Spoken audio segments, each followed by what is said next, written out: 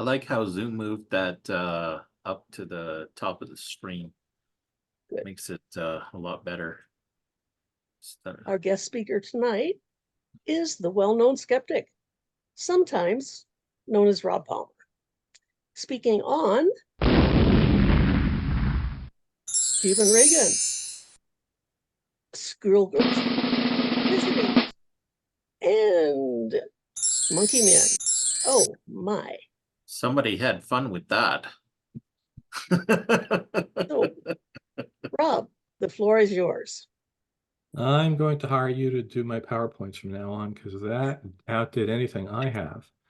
All right, let me share my presentation, making sure I hit the share sound. Yes.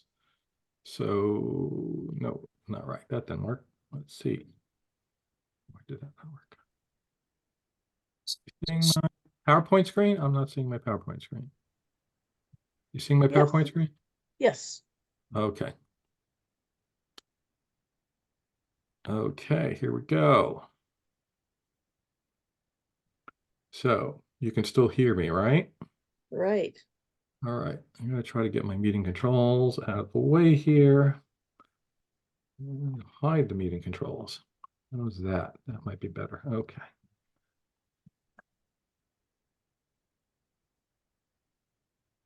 We're seeing a black screen, Rob, just to let you know.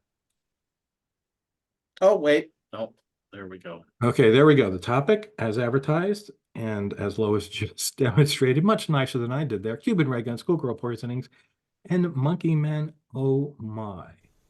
Talk of the devil, and he is bound to appear. English proverb. You all heard that, right? Yes. Okay, I wanted to make sure that audio was coming through on the computer. So I play that because I have a lot of video and audio in here, and I want to make sure it works right up front, and also because that proverb is very applicable to this subject. Okay, so my background for people who don't know me, I'm a retired aerospace engineer. In 2016, I joined the Guerrilla of Skeptics on Wikipedia and became a skeptical activist. 2018, I was hired as a columnist by Skeptical Inquirer Online, and I write as the well-known skeptic. I've had over 90 articles published by Skeptical Inquirer and other media outlets, including The Skeptic in Australia, Pensar in Argentina, AIPT Science, and several others. Also, several articles are on the subject of this very talk. And I've been a speaker lately for many groups, including at DragonCon and 4 times at PsyCon's annual conference. So the question is, we're going to examine 3 recent seemingly unrelated events of mysterious incidents of people being supposedly attacked, and we're going to see if there's anything in common. First one I'm going to talk about is, did a 4-foot-tall roller skating helmeted monkey man with metal claws and glowing red eyes, no wings like in The Wizard of Oz though, attack people throughout New Delhi and the surrounding towns in India, way back in 2001? More recently, have thousands of girls at hundreds of schools across Iran, that was just in 2022-23, been poisoned by their government as retribution for the ongoing mass anti-hijab protests, or maybe by citizens of that nation incriminating their own government. And closer to home, have over 1,000 US government employees and their family members in Cuba and all around the world, even at the White House, been attacked and afflicted with a long list of injuries, including brain damage, over the past 7+ years by what have been called sci-fi energy weapons wielded by undiscovered assailants for unknown reasons. So could it be that these actually have something in common? So let's look at that first case, the Monkey Man of Delhi. So this is something that happened in 2001, as I mentioned. There were numerous reports of a creature, some claimed it was a human-monkey hybrid, attacking people throughout India. People died. People from fear ran screaming and sometimes fell off the roofs of buildings where they were sleeping because there was a heat wave and none of the AC was working. Of course, there were police sketches of the witness accounts. They varied greatly. These are 2 that were somewhat similar to each other, although one had a helmet and a suit on, the other one did not. They had claws, and as I mentioned, in some cases glowing eyes. There was maps released in the local papers about where the attacks were happening. And as that happened, the locations of the attacks spread. There were other pictures of what the creature could look like from media accounts, not necessarily saying anyone described this to the police, but this did not help that this was, published in the media. And it actually spread from the original location through other parts of neighboring villages. So here is a local report. The spoken language is in some native language, possibly Hindi, I am not sure, but there are English subtitles. So I'm going to play this now. This is from a local person talking about this story. तारीख थी 5 अप्रैल 2001। उत्तर प्रदेश गाजियाबाद में गर्मियों का मौसम चल रहा था और उस जमाने में बिजली बहुत जाती थी, पावर कट्स काफी फ्रीक्वेंट थे, इसलिए बहुत से लोग रात में अपनी घर की छत पर जाकर सोते थे। ऐसे ही एक आदमी थे अनिल गोपाल, जो उस 5 अप्रैल की रात को अपने घर की छत पर सोने लग रहे थे। हवा अच्छी चल रही थी तो इन्हें नींद भी अच्छी आई, लेकिन रात के करीब 2 बजे अचानक से इनकी नींद खुलती है। इन्हें पता चलता है कि इन पर हमला किया जा रहा है। इनके पैरों पर और हाथों पर काफी बड़ी खरोंचें लगती हैं। नींद में किसी न किसी तरीके से ये अपने अटैकर से दूर हो जाते हैं, उसे भगा डालते हैं, लेकिन क्योंकि रात का समय था, अंधेरा बहुत ज्यादा था, इन्हें ज्यादा दिखता नहीं है कि एक्चुअली में किसने इन पर हमला किया था। इन्हें बस दूर अंधेरे में एक बंदर जैसी दिखने वाली चीज गायब होती हुई दिखती है। क्या वो चीज थी? क्या वो क्रीचर था जिसने इन पर हमला किया था? नहीं पता। यहां रहने वाले लोग थोड़ा सोच पाते कि ये क्या होने लग रहा है। अगली ही रात को एक और ऐसा इंसिडेंट होता है। रहस्युद्दीन नाम के आदमी अपनी हट में सो रहे थे कि उन पर भी हमला किया जाता है एक बंदर जैसे जीव के द्वारा। ये इतनी बुरी तरीके से इंजर्ड होते हैं इस हमले में कि इन्हें 21 दिन तक रिकवरी में बिताने पड़ते हैं, जिससे पहले कि ये वापस काम करने आ सके। और देखते ही देखते ये काले बंदर का आतंक पूरी दिल्ली और उसके आसपास के एरियाज पर फैल जाता है। अगले कुछ दिनों में कई सारे ऐसे केसेस सुनने को मिलते हैं जहां पर हमला किया जा रहा है लोगों के ऊपर। कुछ के हाथों पर, कुछ के पैरों पर खरोच आई है, कुछ को काटा गया है किसी चीज के द्वारा। नहीं, हमने देखा नहीं उसकी, उससे अंदाजा ये करा, जब दिखाई नहीं पड़ रहा तो जमीनी से तो नोच रहा है, इतना छोटा है वो अंधेरे में शिकार करता है। और हर तरफ से रिपोर्ट आने लगती है कि जो भी ये मिस्टीरियस जीव हमला करने लग रहा है, ये आधा आदमी है आधा बंदर है, ये कोई मोंकी मैन है, कोई काला बंदर। Does the monkey man actually exist in our capital? आदमी को बंदर तो हम आज भी कहते हैं, लेकिन बंदर को मानव कहने की प्रथा तो 2001 में चली टेलीविजन चैनलों में। I don't know if you caught that, but at the end there was like, maybe there's a hybrid and we've evolved into a monkey creature. So is there a more likely explanation that there was actually a human-monkey hybrid going around attacking people?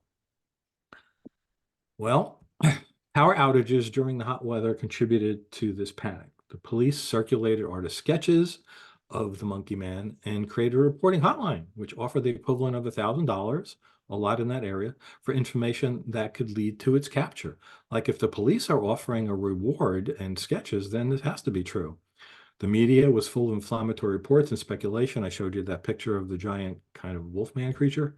And this all gave rise to numerous hoaxes and contributed to spreading fear. Interestingly, the sightings and the attacks ended when the power was restored and no creature was ever found. So let's look at the current version of the Wikipedia article on this. It is pretty good. It says that it was an unknown anomaly, which was reported to be, meaning not necessarily actually doing it, reported to be roaming Delhi. And in fact, it says the entire incident has been described as an example of mass hysteria in India. So let's talk about what that means, mass hysteria. All right, injury or illness without a clear physical cause, which affects a population, is associated with many terms. One is mass hysteria, but it's also hysterical contagion, epidemic hysteria, social contagion, social panic, functional neurological disorder. Now we're getting into the medical field, and also medically a mass psychogenic illness event. And the common causes, when you actually have a symptom from something that didn't physically happen, one is the nocebo effect. And this is the opposite of the placebo effect, where if you drink some water and then someone says, oops, sorry, that was rat poison, you might actually get sick and vomit. And the other thing is reframing. You just happen to be sick or ill or scratched yourself, and you hear about these things in the news, and now you associate it with what you heard in the news or what someone told you. So you've reframed the cause of an actual illness as something it's not. All right, so let's look at the second thing, the Iranian schoolgirl poisonings. So this brings it up to date. We were talking about something that happened over 20 years ago. So this is very current. There were civil unrest and protests against the government of Iran associated with the death in police custody of Mahsa Amini on the 16th of September, 22. Women, including schoolgirls, played a key role in those demonstrations. The poisoning claim started in late 2022, I think it was November, and went through early 23, just about a year ago, and involved thousands of students. Of course, this was all over the local news as well as international news. As with the Monkey Man, maps were drawn up and showed where these attacks were happening, where the most people were affected, and was all over the country. It eventually was claimed that this happened at 100 schools in 100 different cities and literally thousands of victims. Citizens blamed the government for a retribution against their protests about the government. The government blamed the people, saying it was a false flag operation. People were actually poisoning their own children to blame the government. The international community, of course, got involved. Local agencies like the NCRI Women's Committee podcast talked all about it was definitely the Islamic Republic of Iran which was doing this to the people. Here are some of the international agencies which had put out news stories which were reflected in many publications, The Guardian, the New York Times, taking claims from these organizations that these things were actually happening, although there was no evidence. Here's a local report from March, so just about a year ago, from CBS News. Whatever the substance is, it's left perhaps 1,000 Iranian girls and women in dozens of schools across the country, coughing, choking, and unable to breathe. First, we smelt gas, she said. Then someone in class became dizzy. When this worried mother showed up and blamed authorities, she was viciously attacked. This is one response. Human rights advocate Azadeh Pourzand believes the poisonings are designed to scare Iranian women into staying silent. The regime wants to deprive Iranians, and in particular women, of even of the little feeling of safety they may have had socially, as a way of collective punishment. Women have been among the most persistent opponents of Iran's regime, at the forefront of protests in the aftermath of the death of Mahsa Amini. She was beaten to death after being arrested for not wearing a headscarf. This London-based Iranian-Canadian journalist believes the poisonings could be the work of vigilante groups acting with the implicit consent of Iran's government. So as you heard there are like fingers being pointed all over the place. So the initial version of the Wikipedia article reflected all of that, because that's what was being said in all of the media, international and local. The article about this was actually called Chain Poisonings in Girls' Schools in Iran. I'm not familiar with the term, but I guess that kind of means serial poisonings, sequential. It was a series of deliberate, that word was there, successive incidents where students of adults have been poisoned. That was the article. So the question is, just like with the Monkey Man, is there a more likely explanation that there were actually mass poisonings going on? You want to tell people what that's about in general? Well, that's flown under the radar. It started in November of last year. And the story is that the Iranian government has been poisoning schoolgirls with some type of toxic gas. And so they're supposedly targeting those girls as retribution for these headscarf protests that have been going on and other protests as well. And so you hear that and you think, wow, that's terrible. But then when you start to look at the case closer, over the first 3 months, no suspect had been captured or even identified. No gas had been identified. No one had died. everybody recovered quickly. It's a group of young girls during an extraordinary period of stress and turmoil in the government. Within the past 24 hours, the Iranian health ministry has come out and they have announced that they have had doctors and health specialists go around to schools around the country, and they've investigated these cases, and they have concluded that about 90% are caused by anxiety, which is a code word for mass psychogenic illness. Now, the other 10%, they said it's not caused by a toxic gas, but a mild irritant, and that's the word they used. I think what you're going to find out at the end of the day, when all the dust settles and the fog clears, is that it's going to be 100% that's caused by mass psychogenic illness and a redefining of ever-present symptoms as, you know, being some type of poisoning outbreak. So that was Robert Bartholomew. I should have introduced him first. I did an interview with him just about a year ago on this subject. So that was his conclusion. So time has passed. What does the current version of the Wikipedia article say? The name was changed to Iranian schoolgirls mass poisoning reports, right? Reports being the critical word there. And then a series of alleged chemical attacks. And then, as Bartholomew mentioned there were arrests made, but you know, there was no proof ever found that these people had done anything that they arrested.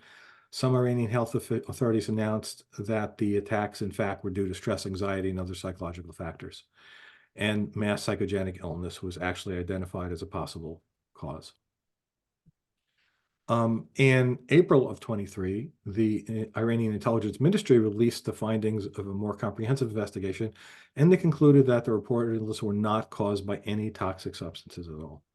They were due to non-toxic substances, as Bartholomew mentioned there, smelling a funny odor, you know, maybe there was a leak of something outside or somebody was cooking something, which then got triggering people thinking they had heard of other places being attacked, so we're being attacked too.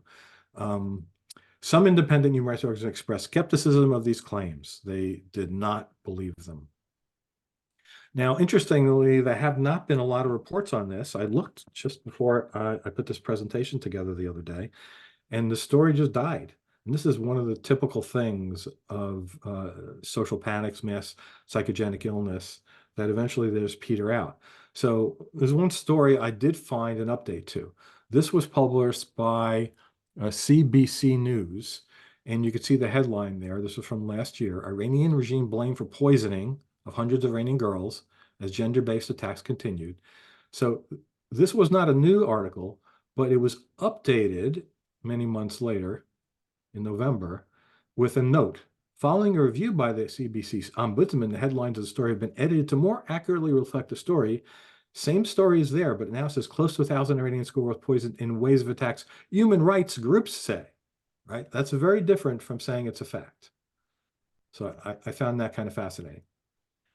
All right, let's go to our third and final big topic here, bringing it right up close to home. And I know this is a Canadian organization, and this is mostly about America, but Canadians were also supposedly attacked at the embassy in Cuba. So here is the first report of this happening. Well, Laura and Calvin, the president says that Cuba is responsible, and it's the first time he's pointed the finger directly at the Cuban regime. Do you believe Cuba is responsible? I do believe Cuba is responsible. Do you plan on closing the embassy? The president not answering about the future of Cuban relations. So this was very early when it first was leaked that some of the embassy staff in Cuba were saying they had medical symptoms. And without any evidence at all, you know, the fingers were pointed.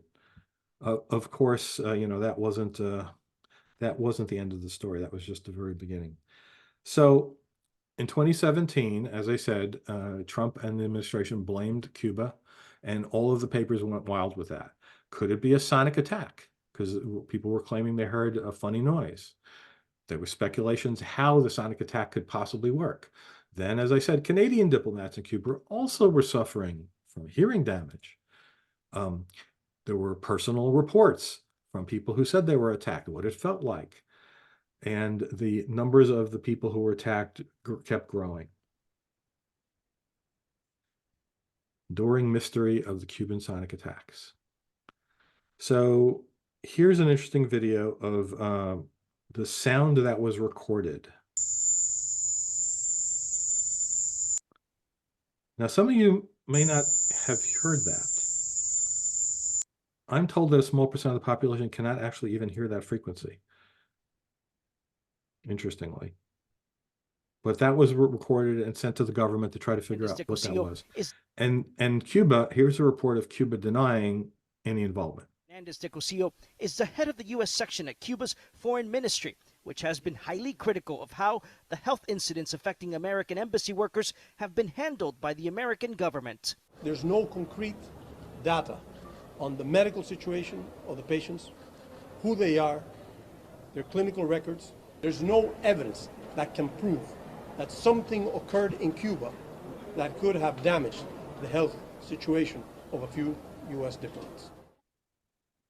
So the early version of Wikipedia showed skepticism. Interestingly, this was from October, and it put air quotes around sonic device because it was already noises being made by scientists that they didn't believe an acoustic device could cause the symptoms being reported, even though the government said this was a fact and was blaming Cuba.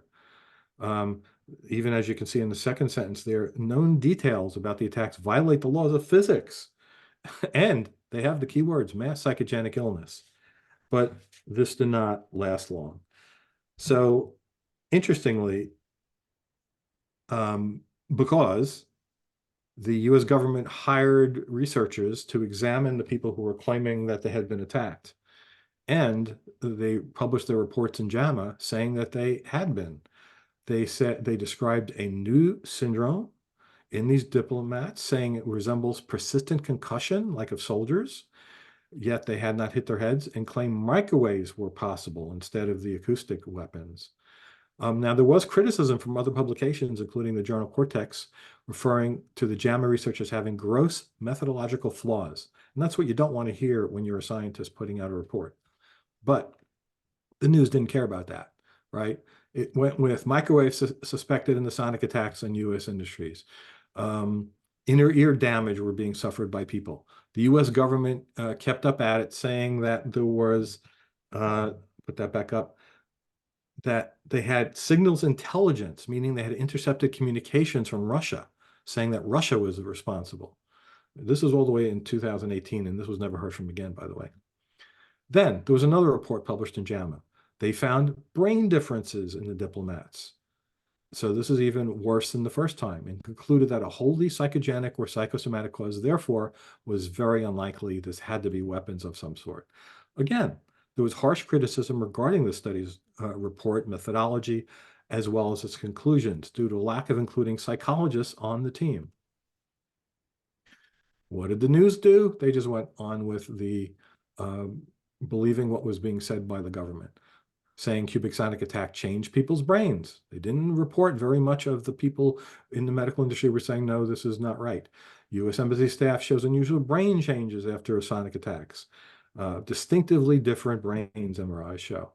And then, of course, the legal system gets involved. Diplomats sue the Canadian government over mysterious illness in Cuba. I found that headline, but I'm sure there were people suing the United States government too.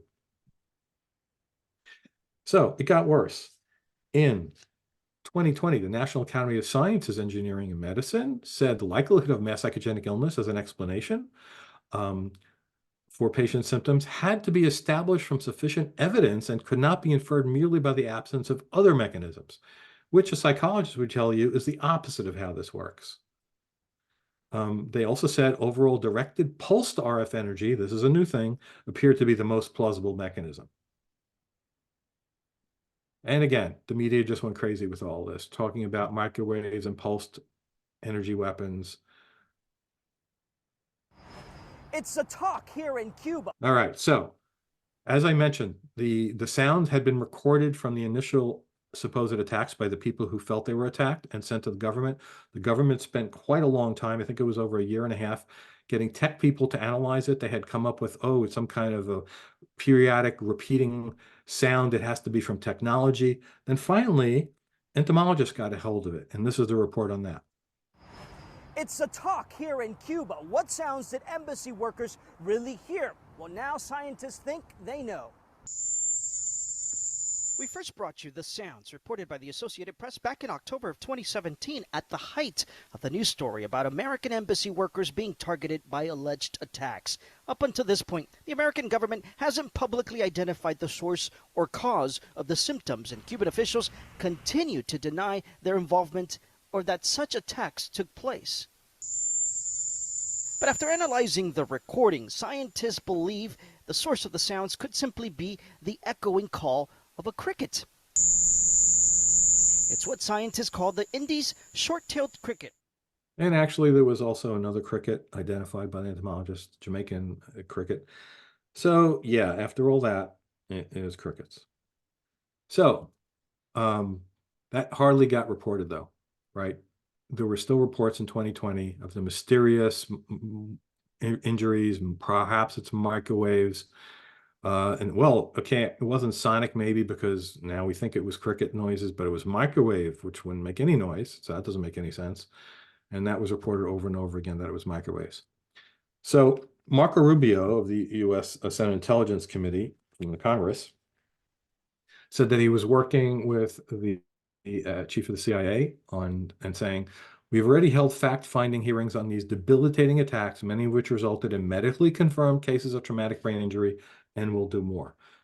Didn't want to hear that it wasn't possibly an attack. So this now spread around the world because the State Department, as well as the U.S. Department of Defense, sent warnings out to its people all over the world. If you have any unusual symptoms of anything, especially if you hear a weird sound before it, please report that to us. And then what happens when you're listening for strange things or you're noticing strange medical problems? Well, that was caused by whatever these weapons are. So it was reported in the United States. It was reported in many, many countries. India happened in London. As I mentioned, the Pentagon asked personnel to report anything. So this got the Congress to introduce and sign, President Biden signed this bill into law. And so you don't have to read all that. I'll give you the fine points here. In 2021, it was called the Helping American Victims Afflicted by Neurological Attacks, which is Havana, clever. The Havana Act authorized the CIA director and the Secretary of State to provide financial support for personnel with brain injuries who claim that they were attacked by these weapons. And it passed unanimously, because who's going to vote against that? And signed by Biden. The story kept going. Post-electromagnetic energy, ultrasound plausible. But the expert panel say other popular hypotheses like mass psychogenic illness are unlikely. So that was still the right, because they would not accept anything from psychologists. One of the worst instances of this kind of reporting is done by CBS that I had seen. They ran a 20-minute segment on 60 Minutes, which, although all of this was floating around the negative stuff that this is possibly not really happening in the way the government's saying is happening, not a skeptical word was said. Let me play you an excerpt of that. Former National Security Advisor John Bolton fears there is a threat to the highest levels of government, given the two national security officials who say they were overcome on West Executive Avenue by the West Wing inside the White House gates. If we were at war and an adversary could disable the president and his top advisors or commanders in the field, it could render us extraordinarily vulnerable. Former Homeland Security Chief of Staff Miles Taylor says he believes he was targeted in two mysterious incidents at his Washington home. Someone is trying to send us a message that they can strike blows against us and we can't strike back. That line being crossed into the United States takes this, in some ways, just shy of the realm of warfare. Is the national security structure in danger of being incapacitated during a time of crisis. This is the head of the CIA. No, I don't think that's the case. But if people are being overcome on West Executive Avenue, is that an indication that the White House and its grounds are no longer safe? No, I don't believe that's the case. What it is an indication of is that we need to take each of these reported incidents very seriously. And as a government, and this is a government-wide effort, to pour the very best resources we have into this. What line is crossed if a hostile actor is doing this in Washington, D.C.? Oh, that would be a pretty profound line to be crossed if, in fact, that were the case, if we were ever able to develop concrete evidence that that were the case. But we do not have evidence of that at this point. You understand how frustrating your comments must be to some of these people who believe they know exactly what happened to them, on what day and at what time, and what happened to their children. And yet the director of the CIA is saying, we can't connect the dots. We don't know enough yet. We're not at a position yet where we can offer hard evidence that would connect all those dots. The Secret Service declined to comment on White House security. The iron gates of West Executive Avenue by the West Wing went up in 1951 after the attempted assassination of Harry Truman. 70 years later, there is evidence the gates may have been breached by an invisible threat. So how's that for fear-mongering? All right, so is there a more likely explanation than sci-fi weaponry was actually used? So yes, even as that report was made, there were many people warning that no, there's other explanations for this. Here's some of them. Scientists slammed reports saying microwave attacks could have caused Savannah syndrome. They said they couldn't do that. Sonic weapons don't adequately explain the syndrome. It's inaudible sonic weapons are unlikely to cause these symptoms. A sonic attack on diplomats, scientists doubt it. And Cuban investigators say U.S. sonic attack allegations is science fiction, hence my background, by the way, the ray gun. And then they started talking more about the cricket sounds. And I like this headline from the New York Times. What's a science reporter to do when sound evidence isn't sound? So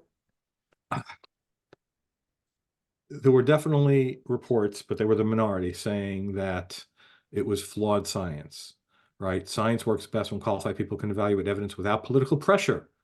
15 neuroscientists of physics were quoted here, but that hardly got reported.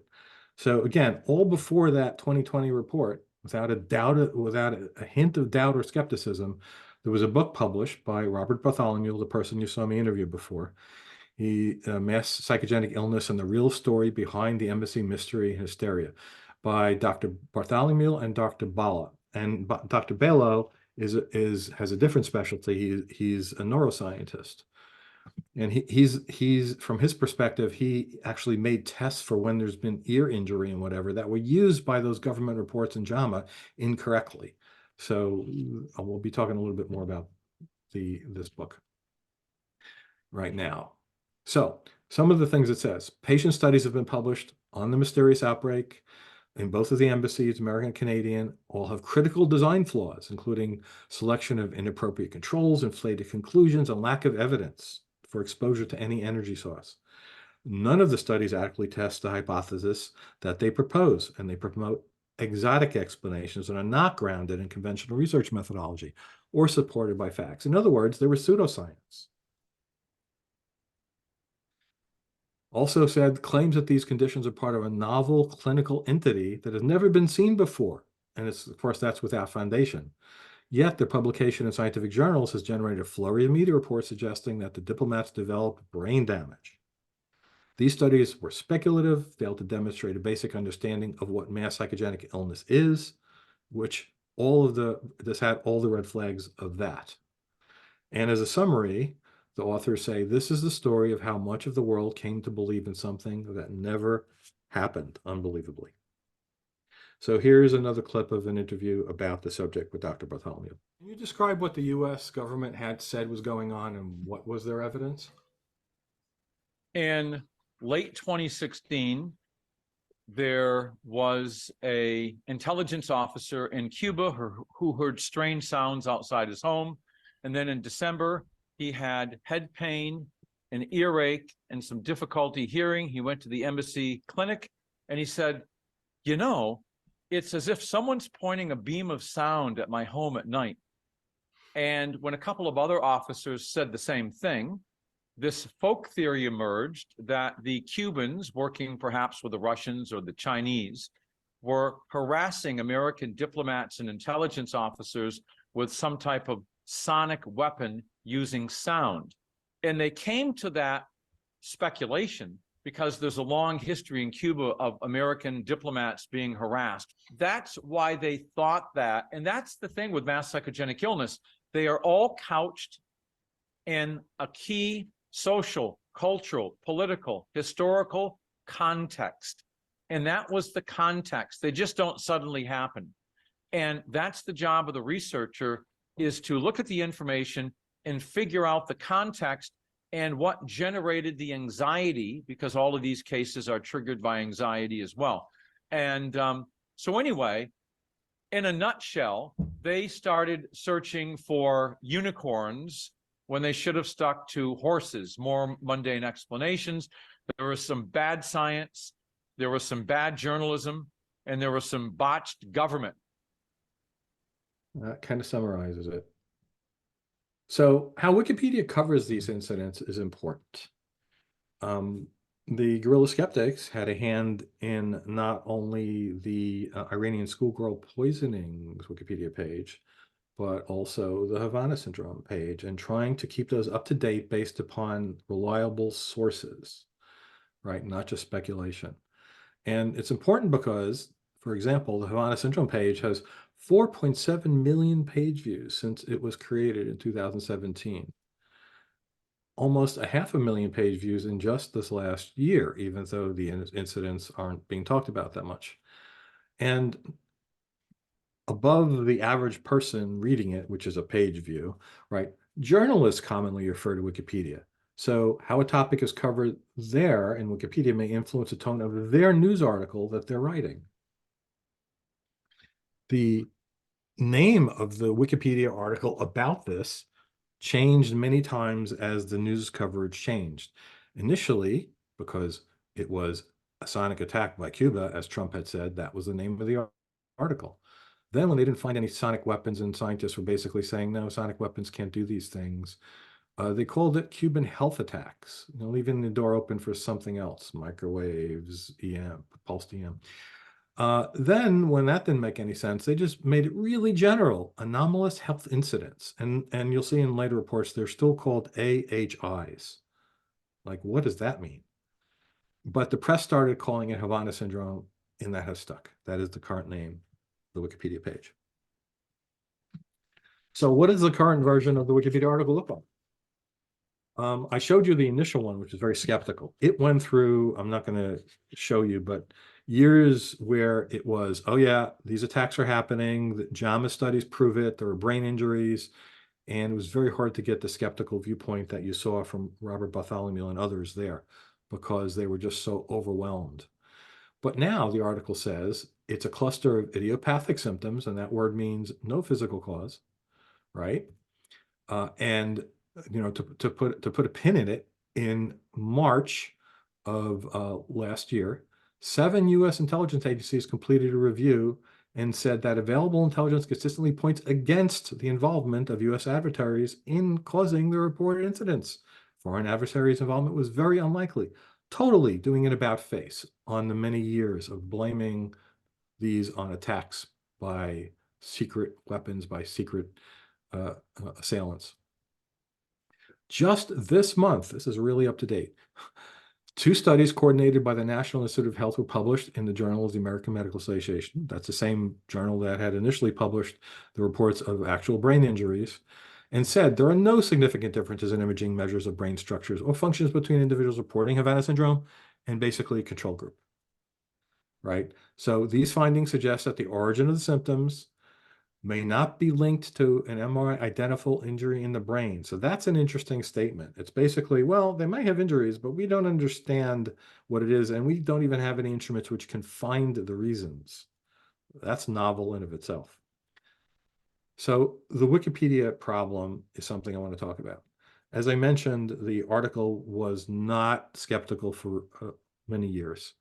And this is because editors argued, following the rules of Wikipedia, that you have to go with the majority opinion in mainstream sources, that Dr. Bartholomew and Skeptical Inquirer and other like sources should not be cited in Wikipedia's Havana Syndrome page, because this was a medical thing. And Dr. Bartholomew is best known for writing about UFOs and Bigfoot and the skeptical movement related media. And, you know, we shouldn't be talking about stuff that's clearly medical. You can talk about alien abductions and clown hysteria, but like keep your hands off, you know, this page, because you're overshooting. You should do better. You know, Wikipedia can do better than Psychology Today and Skeptical Inquirer to talk about whether or not this is real. I like this because there are some topic areas where Skeptical Inquirer is one of the best available sources admitting paranormal UFO, but it doesn't apply across all Wikipedia. And basically, you know, keep your hands off this medical article. And they were assuming it was a medical article because of the JAMA reports. If self-identified skeptics start behaving in higher profile areas like they do in classical paranormal topic areas, UFOs and Bigfoot, then it's likely they're going to start being seen as a bunch of irritating activist truth warriors. Nobody likes those kind of editors.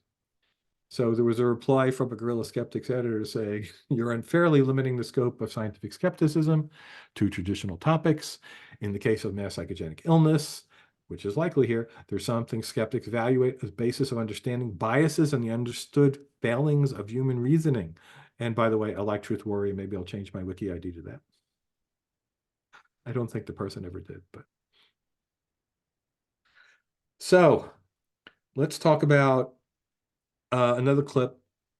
I asked Dr. Bartholomew after the latest reports if this is the end of it.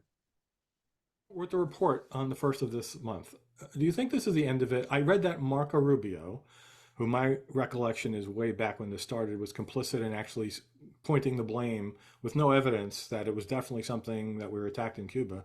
He released a statement saying basically, I don't believe anything in that report. Yeah. I think this is finally the beginning of the end. It will now slowly fade away, because in the past, people were skeptical of us. And now with the agencies aligning what we said all along, in that classified government report from 2018, did an update in November of 2021, and they cited myself and Professor Ballo at UCLA all over the place. And I think the CIA report, when the full report's released, will cite us as well. And I do think it's the beginning of the end here. But you do have lawyers involved. They won't go quietly. But I think it's just going to slowly now die off, because it's just not sound science. It never was sound science. And now people are realizing that, taking the time to actually read the bad studies that were done and published in one of the best journals in the world, the Journal of the American Medical Association. They published 2 really bad studies that should never have seen the light of day. And that's not an opinion. It's a fact. Anybody that looks at that is a competent neurologist or medical practitioner. It was just bad science. So the U.S. government has finally admitted in those reports I showed you that there were no attacks. But not everyone, as Dr. Bartholomew hinted there, lawyers and politicians will accept that determination. Marco Rubio, who was mentioned, basically said, no, I don't believe this. Something has happened, and just because you don't have all the answers doesn't mean it didn't happen. I will not accept these reported cases are just coincidences, which is not what mass psychogenic illness is. And I'll continue to work on this issue and to receive real explanations. I wonder how long he's going to keep working on this when all the government and agencies have said, no, there's nothing there. And back into the legal thing that Bartholomew mentioned, Mark Zaid is a famous attorney, apparently. He's got a lot of clients who have been affected by Havana syndrome. And he said, I find it very difficult to understand how they could reach such a categorical denial, particularly knowing what I know they haven't addressed. Don't know what that is. And he has 24 clients from multiple agencies, and his clients are very demoralized by today's assessment. So going one step further, that was all from last year. just this month, as I said, the National Institute of Health published 2 medical studies evaluating people reporting Havana syndrome and found no evidence at all of brain injury. They published this in the same journal, JAMA, right? Now, the New York Times reported on the studies. However, the article heavily featured a rebuttal from Dr. Ellman, who led the initial JAMA studies, believing that there, in fact, were weapons used. He was a lead author of those studies, and he is doubling down. He's saying, I'm sorry, the door is ajar to possible involvement of pulsed radio frequency energy. So just yesterday, I think that is, Dr. Bartholomew published an article in Skeptic countering Dr. Ellman's claims that were published in that New York Times article. And Dr. Bartholomew says this is a classic example of someone outside of their field of expertise being led astray and not admitting their error. If you want to look at this article, it's on the bottom there, the name. The game is up. New studies find no evidence for Havana syndrome. So Dr. Bartholomew also said, he mentioned something called pathological science, which I had not heard of before, and saying that this refers to errors where there is no dishonesty involved, but where people are tricked into false results by a lack of understanding about what people can do to themselves by being led astray by subjective effects, wishful thinking, and the like. He mentions previous scientists falling victim to this. Most people know that Lowell saw Martian canals where there are none. Blondlot, the French physicist, found N-rays, which do not exist. And Stanley Pons and Martin Fleischmann said they had achieved cold fusion. And then he said, to this list, we should add the name of Stanford microbiologist David Relman. I'm sure Relman's going to love that. So this, Dr. Bartholomew sent me this morning, and I just got it in here. It's an excerpt of the report of the 2022 expert panel that Dr. Relman oversaw to decide whether or not these were psychological things. And they basically used the criteria incorrectly to toss that out as a possibility by saying that, symptoms are transient and benign. That was just, not true. Rapid onset and recovery of symptoms, that didn't apply. Occurrence in a segregated group. They affected individuals have served different organizations in a number of diverse roles. They said there was no applicability there. Presence of extraordinary anxiety. Amazingly, there was no evidence that affected individuals experienced extraordinary anxiety. Of course they were. They were being told to look out, you're being attacked. So that's quite astounding. Havana syndrome was bad science, bad government, and bad journalism. And it's really unfortunate. I mean, things like that can go on, but it shouldn't have gone on for as long as it did. I think the big factor that was different there was social media, and we live in a partisan age. And I've always said, many people have stopped searching for information, and instead they're out searching for confirmation of their pre-existing beliefs. And psychology even has a name for that. It's called confirmation bias, the tendency to seek out information that reinforces our pre-existing biases, stereotypes, and beliefs. So that's the end of my talk on Havana syndrome. I do want to point out one sort of addendum there, though. There is an underreported harm that this being in the news has caused. There are self-labeled individuals called targeted individuals. And this is something that was in the media about these people protesting and now saying, now I know why I'm being attacked my whole life by these secret forces, because I'm also a victim of Havana syndrome. So they justify their collective paranoid delusion that they have been for their whole lives or for decades been monitored and attacked by advanced technology for some nefarious reason. And some of these people attempt to add their anecdotal stories to the Havana syndrome Wikipedia page saying, I know it's real. Don't tell me it's psychological. I'm a victim. And that's just very unfortunate. So it seems the cases we've looked at are likely variations of mass psychogenic illness, mass hysteria, all those words I gave you before, rather than representing physical attacks by actual adversaries. And in truth, there are an uncountable number of other cases throughout history. Those are just some of the most recent that made the news. So we're going to talk about some quickly here that were attributed to supernatural causes and other attacks through history. There's actually a Wikipedia page called the list of mass hysteria cases. So let's take a quick look at some of those in here, just a few of them. There was this dancing mania in the 14th and 17th century where people had outbreaks of dancing and couldn't stop themselves until sometimes they collapsed and died. Of course, they didn't talk about sonic weapons or microwaves then. They were generally being possessed in some way. There's the famous story of Benjamin Franklin's glass harmonica, not a typo. This is a Wikipedia page, you can look it up. When he invented this instrument and started selling it, people were playing it all over, and it was supposedly so good that it healed people's injuries and sicknesses when they attended a conference because of the beautiful music. Well, after a while, one of the people who was skilled at playing it got sick themselves, and I think they died. And then the rumor started to go that the music made them sick and killed them. Then, of course, other people at other concerts from other people playing it started to get sick and said it was from the instrument, and then no one played the glass harmonica anymore. The London Monster from the 1780s, an alleged attacker. This is more like the Monkey Man, right? Again, most of these things went on for a short period of time, and no assailant was ever found. This is a more famous one from the 1830s, an entity called Spring-Heeled Jack, which actually sounds a lot to me like the Monkey Man. Clawed hands, eyes that resembled red balls of fire. He could jump from building to building. There was the Halifax Slasher in the 1920s. And this even says in the very first sentence, seen as an incident of mass hysteria. And a lot of those were in the UK for some reason. But this is an incident in the United States. World War II America, mid-1940s. People thought they were reading reports of gas attacks in the war, and it started in this one town that people were being attacked by poison gas. There was a laughing epidemic where people could not stop laughing. It went on in a boarding school, interestingly, for girls, and I think we'll hear a little bit about this in a bit. This seems to be a thing.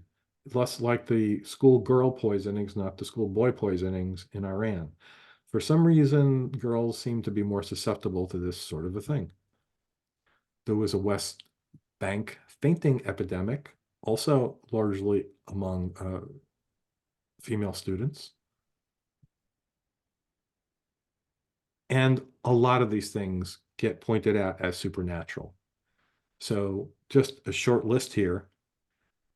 The witch trials, we can point at those as saying that it was mass hysteria, which resulted in something upwards of 60,000 executions. The Salem witch trials, people in the US are more familiar with. Not that many people died compared to what happened in Europe, but still, it's seen as one of America's most notorious cases of mass hysteria. In Germany in 1749, there was an outbreak of screaming, squirming, trance in a nunnery that led to the execution of a suspected witch.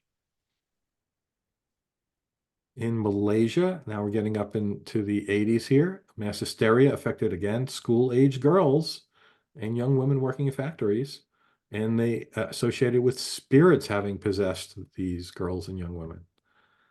Then there was the famous McMartin Day school trials in the United States, where a moral panic said that it was satanic ritual abuse against children. Even more recently, now we're into the 21st century. In 2010, incidents of mass hysteria occurred again at 2 all-girls secondary schools in Brunei. Waves of panic, many parents, educators, and members of the community, some of the students affected were claimed to be possessed by spirits, or jinn, the Islamic word for demons, displaying histrionic symptoms, screaming, shaking, fainting, and crying. In Malaysia, 2019, schoolgirls at a national secondary school started screaming. They claimed they saw the face of pure evil, and the school responded by cutting down the trees around the school, because, of course, that's where the supernatural spirits resided. And then the problem went away. And right up to the current time, witchcraft accusations against children and others in Africa have received increasing international attention. The phenomenon of witch hunts in sub-Saharan Africa is ancient, but the problem is on the rise. And this is due to charismatic preachers, as well as urbanized poverty, conflict, and fragmenting communities, and is seen as largely mass hysteria and social panic. There's actually a Wikipedia article, Witchcraft Accusations Against Children in Africa. I recommend people looking at that. And there's Advocacy for Alleged Witches. There's a website about this, and it's run by Leo Igwe, who's a well-known skeptic in Africa trying to fight these causes. So here's another recent case in Africa. This was just from September of last year, where they had to have a meeting to tell the locals that these things probably weren't really happening. Flying witches, tying destinies, I don't know what that means, penis disappearances, soul exchange, all by magic, spiritual husbands and wives, and they had to have a discussion about what was going on here with all these claims.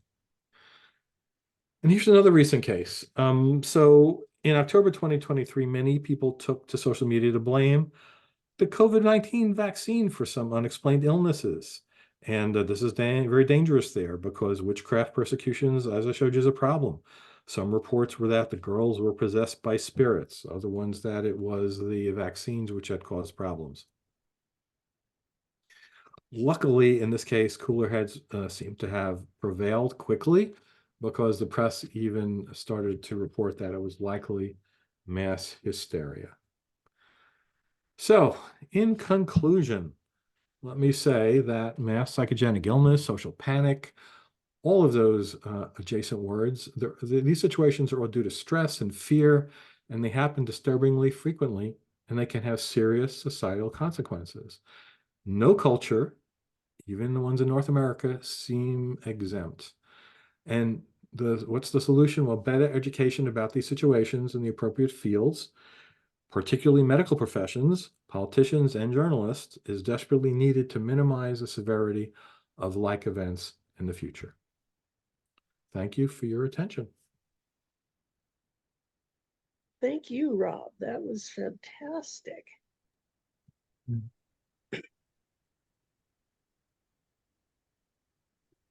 Right off the presses. Yeah, it was funny. I was talking about Bartholomew, and he said, "Oh, I just wrote this paper," and then he sent me the new stuff from it. Wow. Okay, well, it's time for Q&A questions. I'm going to start because there was something I've been thinking about since you gave us your title. How big does a case have to be sort of be included in these sort of lists of these situations?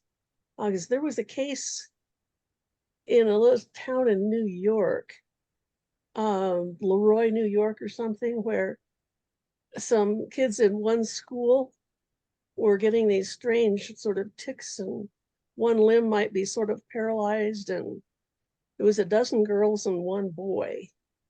And they thought, oh, maybe something got in the water. They even got Aaron Brockovich up there to study it. Do you remember? Do you know?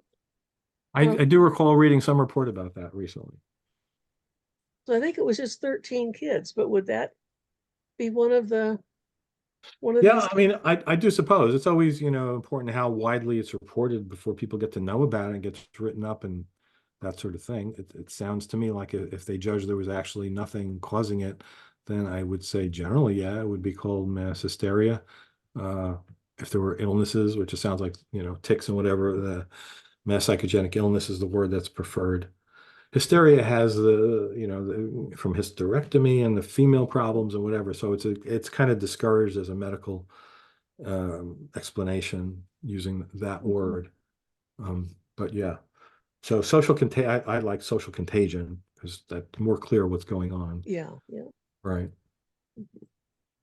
Okay, thanks. Yeah, there are a lot of smaller incidents that happen, definitely, and I would think social media promotes this happening, right? I've heard this thing about tics going around on TikTok, where again, girls tend to say, "Oh yeah, I got this tic. I don't know where it came from," and they were watching other girls saying they had this tic. So it's frightening what the brain can do. And it does seem that adolescent girls are the most susceptible. Yeah, and the explanation I've heard for that is they're the ones in the population who are the most stressed because they have the least power, especially in Islamic countries, where if you noticed a lot of the reports were from those places. You know, the definite bottom of the pecking order, and nothing they say matters and nothing they do matters, and therefore they're more stressed and it comes out more, perhaps. Hmm, interesting. That's an explanation I've heard about that. Wow. Plausible anyway.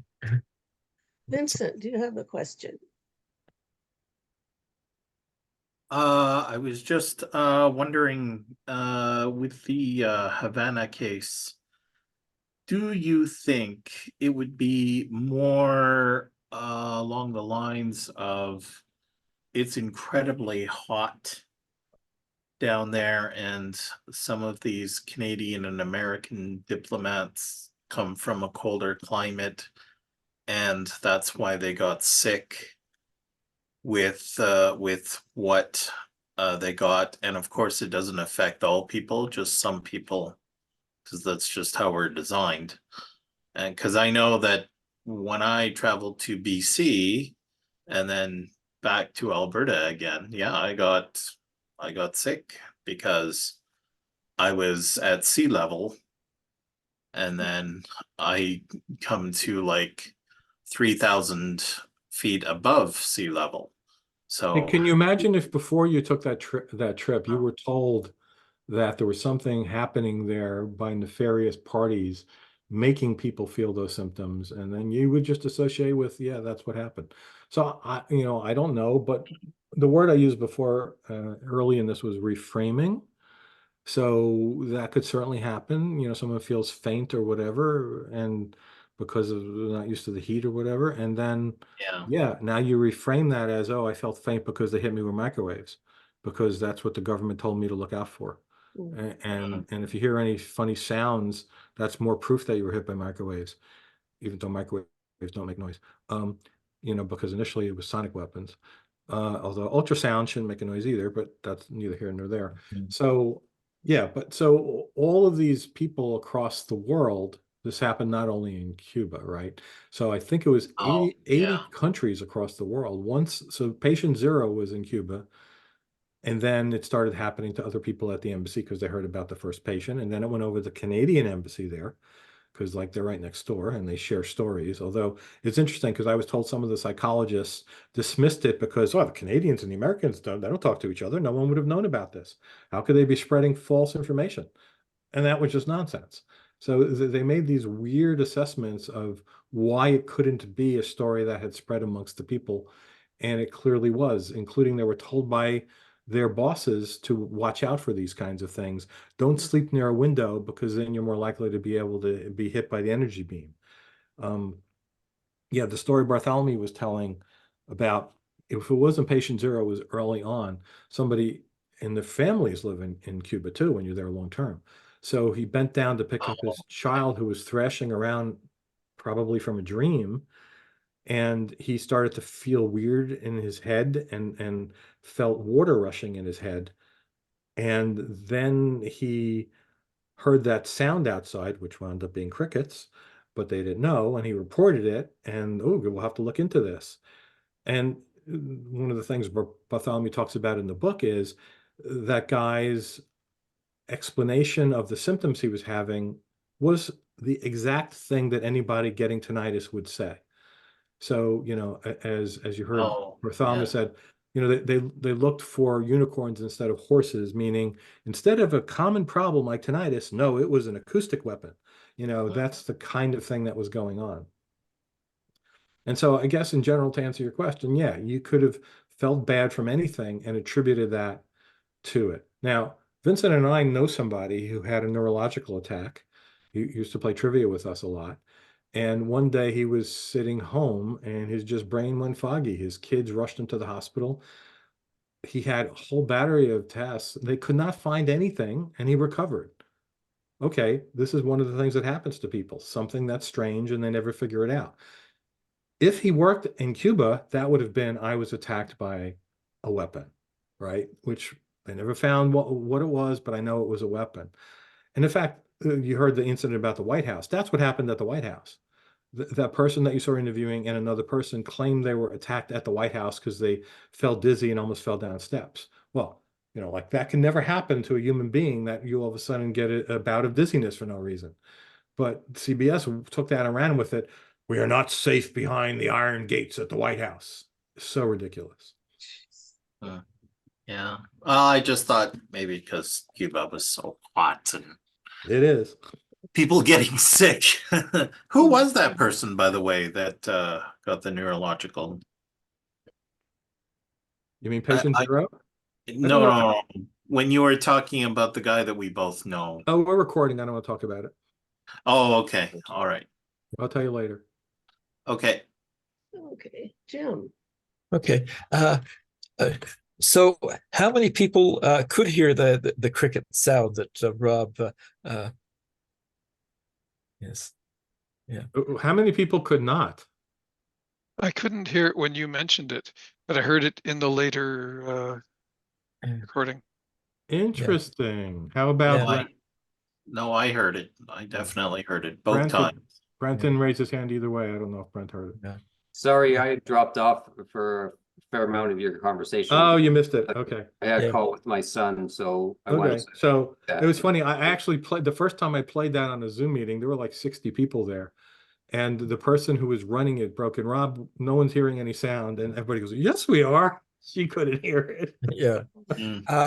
Now, that is fairly high pitched. And of course, incipient deafness does seem to start with the higher pitch sounds. Right. So she actually said, I'm going to go get this checked out. Yeah. I never experienced that they had a problem before, and apparently they did. Yeah. Yeah, I've heard that when cell phones first became a thing, that finally, got to the point where parents were giving it to their teenage kids. The teenagers learned they could put a ringtone on there that their teachers could not hear. Yep. Yeah. Well, I've heard something about if they don't stores that don't want rowdy teenagers put an annoying sound, very high pitched. I don't know if that's true, but I have heard that. So that's an acoustic weapon. There you go. Yeah. Doesn't cause brain injury though. When I was a teenager, I was in a store that had their motion detector system on, which was using a high pitched sound, and I could hear it and was extremely annoyed by it. The manager had a hearing aid and he couldn't hear it at all. Couldn't hear it. Didn't believe me.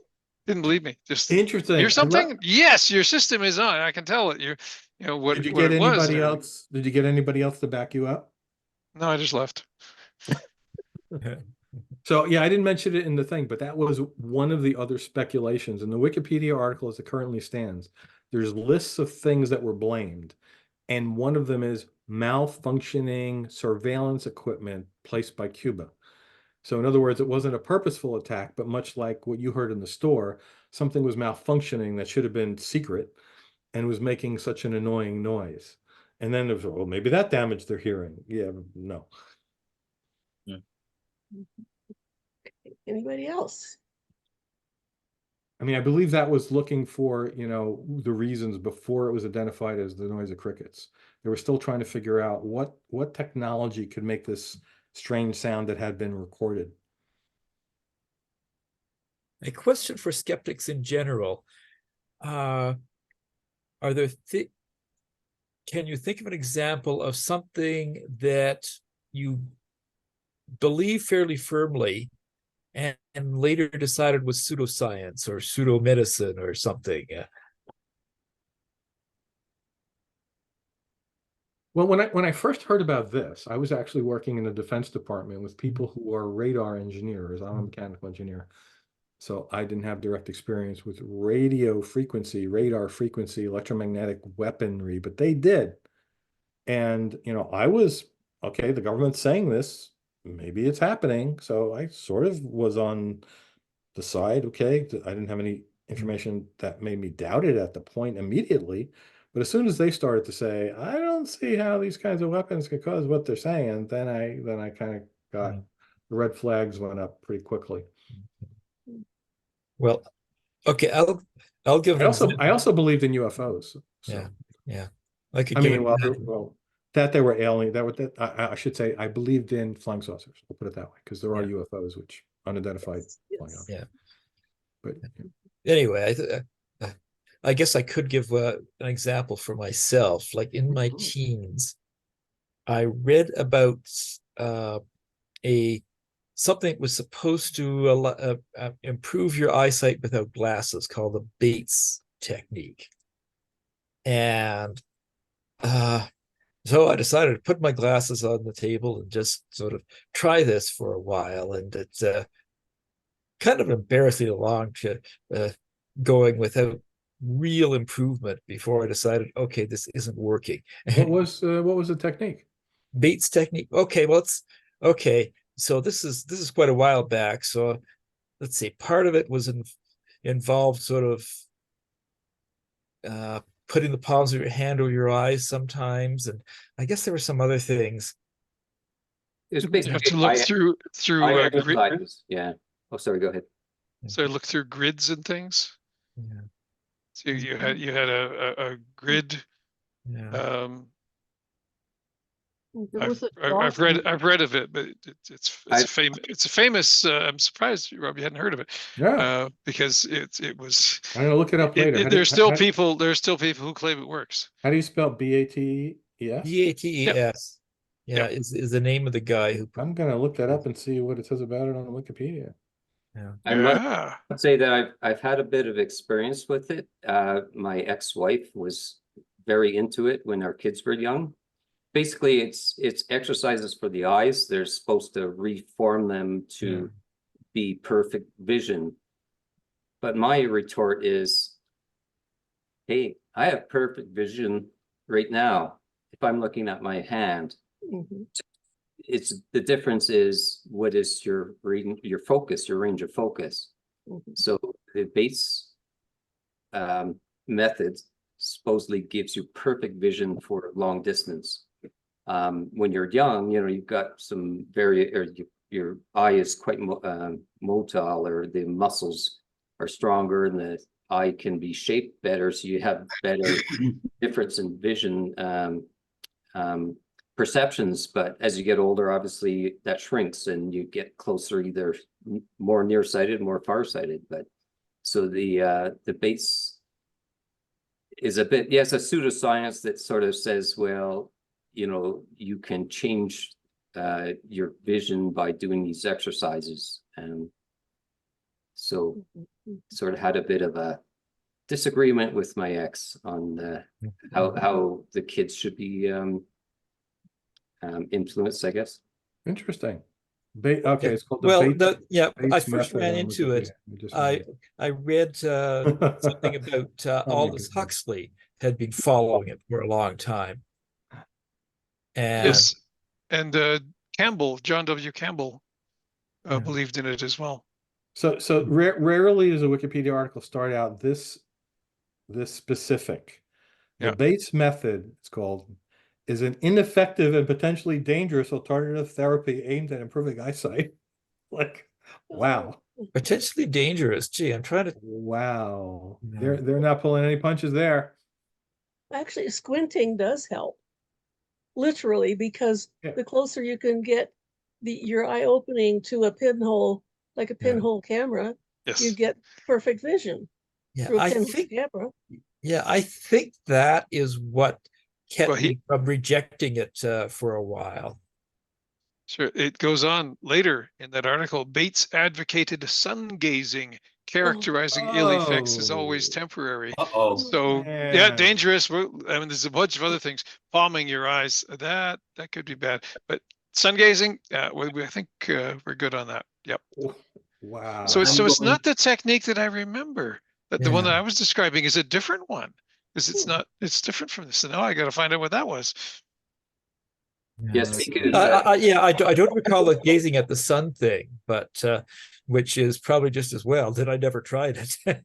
You didn't read that part, yeah. Wow. So in Recovering from Religion, just as last Monday, we had a psychologist talking about the how you have to be very careful when you go for psychotherapy and use what's been approved for that, because not all of those things are reasonable, which was really scary. You should look for that when it comes out. They usually take about a month to upload it to our YouTube channel.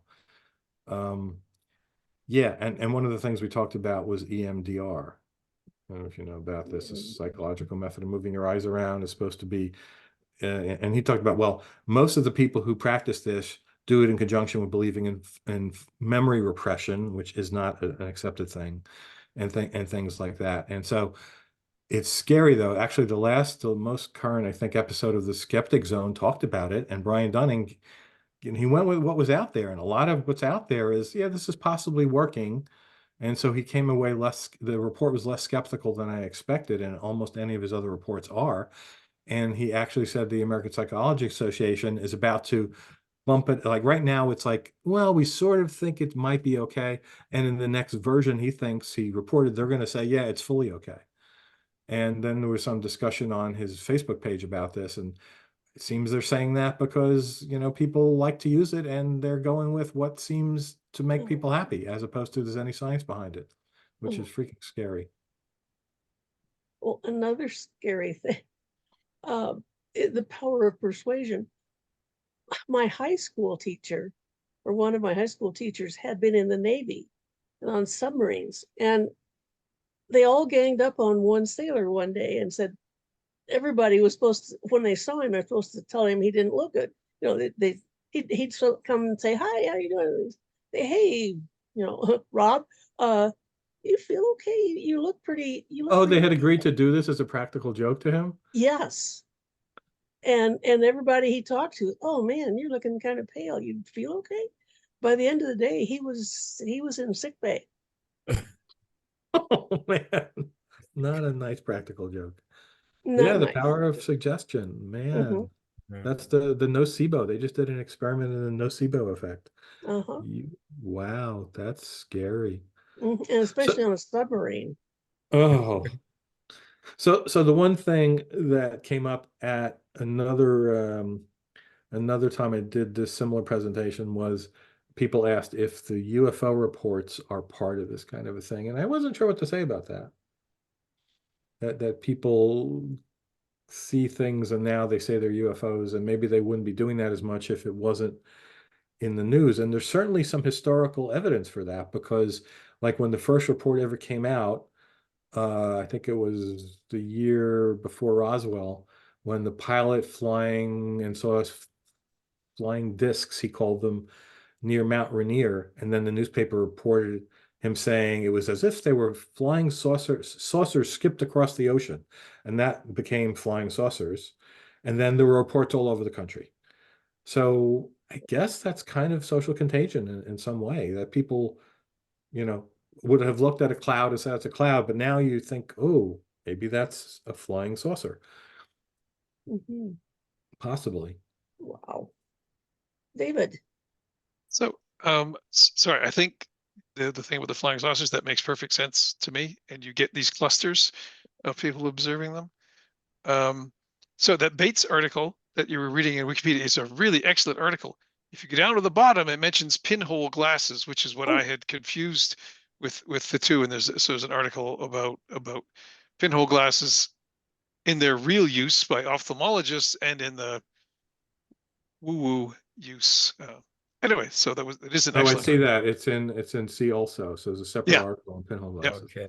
Which reminds me that one time I realized, it's time to go to the optometrist and get my eyes checked, because while I was being able to read the highway signs reasonably in daylight, I had to get disturbingly close to read them at night, because, of course, in daylight, my pupils were smaller. Well, do you have cataracts? No. That's another effect of opening the iris, is that if you have a cataract off to one side, it'll start showing up, and you'll get all sorts of interesting optical effects. Wow. I was just talking what if you have a large about Enchroma glasses, so I put the link in the chat if anyone wants to look at those. Those are the ones that are $400 glasses that supposedly correct color blindness, which they don't. Yeah. So there was a husband and wife that were fighting, and the wife decided to throw some plates overboard. And I was down there and I said, "Hey, look, flying saucers. Yeah, Oh, that's what they would be. Except the government doesn't want to call them that, right? In a long time, then they made up the term UFOs, and now that's forbidden. Now you have to say they're UAPs because UFO sounds silly. Yes, well, I remember being out somewhere and there's this dot of light going across the sky, and I said, "Look, an IFO." You knew what it was? Well, I had a pretty good idea. Yes, well, a few. I actually listened to a conversation which I reported on in my latest article, just published today in Skeptical Inquirer, by the way, about, and I wrote about this because it was astounding to me. Somebody, well, all right, so the article is about, I did an interview with Susan Gerbic because we went through point by point an article that slammed Wikipedia and the Guerrilla Skeptics, her group specifically, for manipulating Wikipedia, and everything it said was wrong. And I hate when I come across stuff that I know is wrong from personal experience, and I mentioned this in the article, and this was one of those things, so I felt like I had to counter it. But another time this happened was just a week or two before, and I reported on this in the article. I was listening to a conversation, and somebody was saying that no one has ever seen a satellite. And I designed satellites. I tested satellites. I worked on satellites. And his claim was no one has ever seen a satellite. What? And he was a flat earther. Never came up specifically saying that, but he was talking about the ice wall around the planet. So the person didn't know that was connected who was talking to him, so he didn't know he meant that. And then he got into there's no satellites and no one has ever seen a satellite. What are you talking about? Well, gee, I've seen anytime I've been outside looking up away from light pollution at night. How do people? I don't have to sit. I don't have to lie there very long before I see a dot of light moving across the sky that's consistent with our large satellite. Well, and that's the other thing I mentioned. Well, all right, to give the guy the benefit of the doubt, maybe he meant in orbit. So we just build the satellites. All these companies and countries around the world spend billions of dollars making these satellites, and then they just launch them into the ocean because there's no orbit of the Earth. Yeah. But right, so the right might be satellites in a high bay somewhere, but there's nothing in orbit. And so I said, well, but like you, I basically said you can download an app which says what time will this satellite be visible overhead, and then you go outside and you watch it. So yeah, you're seeing a satellite and you know what satellite it is. How would that happen? But anyway, the depth of this person's Dunning-Kruger was so amazing that he could say that no one has ever seen a satellite. I don't understand how people can come to the conclusion that we have a flat Earth and that there's no satellites and that there's it baffles my mind. You want me to play the role? I know enough about it to role play to make believe I believe that. Yeah, I'm curious to know. Go ahead. Ask me. I'm a flat earther. I'm a flat earther. You're a stupid sphere head. Tell me, why do you think the Earth's a sphere? Why do I think the Earth's a sphere? I don't know. There's evidence to support it. There's evidence. What evidence? You go outside on the shore and does it look round to you? Well, it depends on how high up you are, I suppose. I mean, you suppose. I mean, I've seen a view which actually shows it being round. Well, no, I've been up on the mountain and I've seen, the horizon. Well, you can see the horizon from anywhere. What are you talking about? That doesn't prove it's round.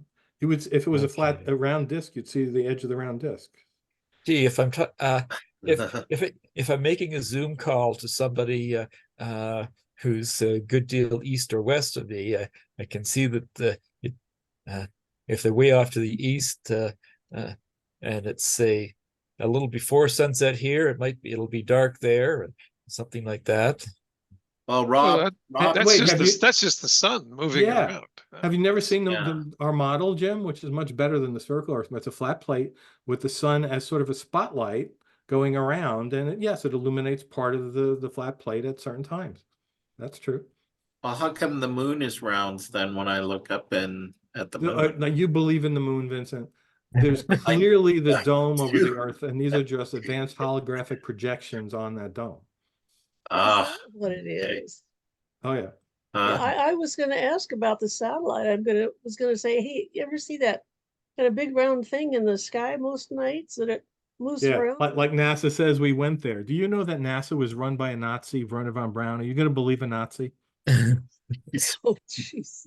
Wow. Oh. Is that what they I had somebody tell me that's that on a astounding. YouTube chat. Yes. Yeah. I remember quite some time ago, I was out,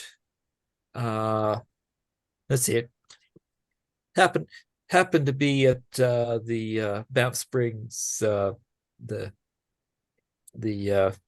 hot springs there, and just come out, and it was dark, and looked up and see this bright spot overhead, and hey, that's too bright to be anything about Venus, and it's but it's the wrong position, and then it sort of faded, and I noticed it was moving, and I decided to look up what iridium flare might have been there at the time, and or actually I asked on a astronomy forum where I could find what it was, so I checked the time and the place.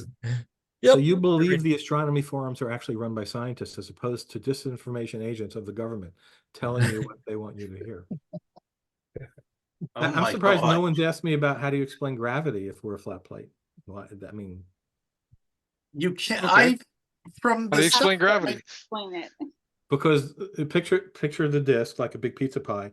Do you know that if you're in an elevator and it accelerates up, you feel the push of gravity, right? And if it goes fast, it accelerates fast enough, as Einstein said, right? Acceleration is indistinguishable from physical gravity. So the whole flat plate is accelerating with 1g going up. There you go. Which direction is up? Well, up from the plane, perpendicular. Oh, okay. Perpendicular to the flat disk. Yeah. Okay. Yeah, that's an easy one. Relative to what? And no one asked about volcanoes. Where did the heat come from? Well, the people who created the flat disk, or that's Earth, have the instrumentation underneath of it, which needs to vent energy somewhere. So that's the volcanoes. Oh my God, is that's actually their explanation of volcanoes? Yeah, why don't you believe me, Vincent? You can't prove it's wrong. I can't prove you wrong, I guess, but wow. So is it Sure I could. They have an answer for pretty much everything. Yeah. So is there belief that this is a human design, or is this not like? Well, they won't come out and say it, but a lot of them believe it's supernatural and divine. Yeah, and it's tied to the Bible. A lot of it is it not? Yes. Yeah. Come on, we all know it's sitting on the backs of 4 elephants, standing on a turtle. turtle. No, it's turtles all the way down. Turtle all the way down. Oh, just one big one. Yeah, I've seen reports from. You're a blasphemer, Lois. This is a big surprise. Oh no. Just one big turtle. International Flat Earth Conference. Two. Where there was an Islamic woman saying, "I'm sick of hearing about Jesus." So why are they talking about Jesus from the stage at a Flat Earth Conference? But they were, because they kept talking about the Bible proving it. And she said, "I'm sick of hearing about Jesus." And they told her to shut up and sit down. You know. And yet in public they'll say, no, it's got nothing to do with religion and the Bible. But in Terry Gilliam's book, he talks about how the turtles reproduce, and he called it the Big Bang. That would be right. Terry Pratchett. You mean Terry? Oh, Pratchett. Terry Pratchett. Oh, okay. So I thought it was Terry Gilliam. Wait, the other guy's Gilliam, isn't he? Who's that? Let's see. Terry Gilliam was one of the Pythons. Yeah. Okay. Yeah. Terry Pratchett. Yes. So Ross Blotcher, who does the podcast Oh No, Ross and Carrie, I interviewed him talking about his experience with flat earthers, and he actually, because he lives in Los Angeles and there's a big group of them there, he actually met with them once, and they went to the seashore to watch a sunset, and it was unbelievable the way he explained it. Was he's trying to say, okay, there's the sphere, of the sun going down on the horizon. Now you see a quarter of it's gone. Now you see half of it's gone. And they were saying, that's not what I see. I see it's going further away. It's still a sphere. It's getting smaller. So it's bizarre. Like, do they really see differently? Or do they feel they just have to say that? I don't know. It's very odd. They've been looking at the sun too much. Yeah. With The debates thing. debates. Yeah. I'm almost wondering if it's a case of mass hysteria. It's certainly, well, so that other thing that's sort of connected with that, did anybody here see the documentary on Flat Earth, Behind the Curve? I don't think we get that up here. Yeah. Because you said that it was Netflix. I think I thought we had it at one of the Skeptics in the Pub nights a few years ago. So it looks brand new. It looks at the movement, I'll call it that, and why people believe this by concentrating on the leaders of it, one of which is a guy named Mark Sargent, another one is Patricia Steele. They're the main people followed around. But what really becomes evident is that it's like a religion, sort of social contagion, I think, like Bonnie was alluding to. But also, once you're in that mindset, you've now been cast aside by clearer thinking people thinking you're nuts, and all of your friends believe the same thing you do, and you don't want to be thrown out of that friend group anymore. Just like you don't want to be, when you leave a religion, it's a problem. You've lost your community. And so it's like almost no amount of actual evidence will change their minds, even though they say it will. Mark Sargent in the documentary said, oh, just show me some evidence and I'll believe it, that the Earth's a sphere. And no, he wouldn't. He was a literal nobody. And now he's like the lead speaker at conferences, sells books, has his video channel. What's in it for him to say, oh, I was wrong? Why would he do that? Apple TV, it's on there. Yep. Is it? That's where they have it now? It's available. I'm watching it. It's on the screen. Yeah, there's a YouTube video from several years ago put up by somebody who lives somewhere in Calgary, and he let's see, in search of a flat Earth, and he went to Lake Minnewanka and pointed his camera across a fairly wide bit of the lake and raised the camera and lowered it. You can see, I can see farther down that tree on the far side when he raises the camera. Well, the explanation, to put the other hat on again, the explanation is, as we know, light does not always go in straight lines, and temperature affects it, and we know that happens, right? So therefore, when you're looking at something like that, it's one of these optical illusions. Yeah. Well, so Eratosthenes measured the curvature of the Earth fairly accurately quite a long time ago by measuring and there's a fellow from the Exploratorium who did the van of Eratosthenes, replicated this with a van. I think in Kansas, there was the longest north-south stretch of road he could find, and sighting on a star, he leveled the van relative to the local gravitational field, and sighted on this star and measured, and again calculated the diameter of the Earth fairly accurately. Yeah, and of course, the people who did the Dominion land survey on the Canadian prairies were all in on it with putting in direction lines to. Well, yeah, people in the prairies in particular. When you travel north-south, you have these correction. You're following a straight north road, and then oops, it takes a jog to the east or west, and then you go straight north again. Because the straight north, the land is done in squares, but it's squares on a spherical surface, so the squares don't fit. So if you go along the side of a square, eventually you get out of sync. So you have to jog correction lines, correction roads. Yes. I think it's I guess the Canadian prairies are kind of unique in having such the same things set up over such a large area. It was settled after we already understood geometry and it was all open and available, so you could lay things out in a geometric way. I suppose, and of course, very flat. Yes. Well, in case we all get too proud of ourselves for catching, fallacies, there are a couple of websites that have tests that can really stop you on occasion. Like, oh, I thought I could catch everything. I'm not sure if, I can't remember for sure which website. There might be something like that in the,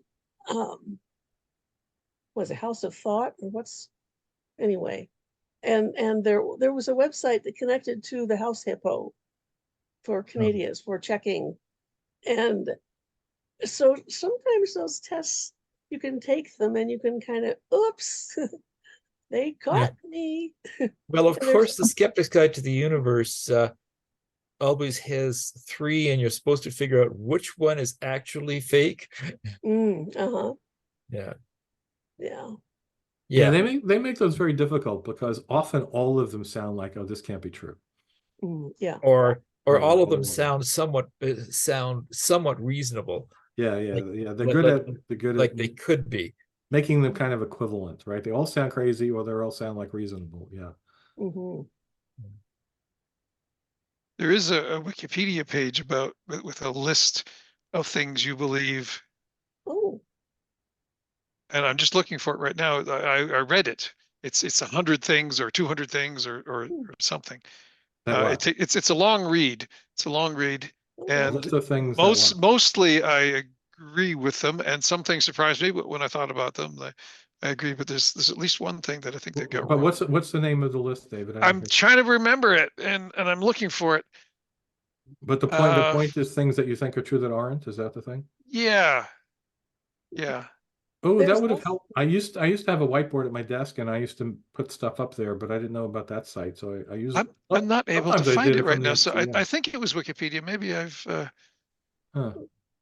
There's also a book called "Mistakes Were Made, but Not by Me." Yeah. And boy, that can make you feel very humble at times. So we have to, even when we're skeptics and atheists and have things down pretty well, we can still be fooled. One of the biggest arguments I would get when I had that whiteboard up with a different thing on it each day was the dinosaur one. And this surprised me because I was really into the subject, and most people didn't really know anything on what so basically the statement was the dinosaurs all went extinct 65 million years ago. So that was the statement. And it was under the heading, things that you think are true that aren't. And then people, what are you talking about? Like, did they find a dinosaur somewhere? That kind of a thing. Or, oh, I get it. It's 66 million years ago. I said, no, I'm not fudging it like that. And people didn't get, do you know what I mean? Does anybody here know what I mean? Birds. That's right. People would not get that. Oh, yes. Yeah. I was shocked at the point, because we're talking about 10 years ago or so, like they didn't know, they had no paid any attention to that kind of stuff. Yeah. How are birds dinosaurs? What the hell are you talking about? Yeah. Well, I guess for a long time there was argument over how closely related birds were to dinosaurs, or where did they split off from? Right. Yeah. Right. But it's been like for 30 or 40 years that it's like, so it just takes a while, I guess, to drift into public consciousness. And most people were not following that at all. Wikipedia article has it very nice. I mean, because when it talks about the extinction, when it's on the dinosaur page, it says non-avian dinosaur extinction. And when you get to birds, it says birds, avian dinosaurs. Like it says no qualms about it. Yeah. Well, this I suppose relates to the whole notion of, let's see, clades and cladistics for deciding whether to call, because by that notion, we're all fish. Because, it's just, we're descended from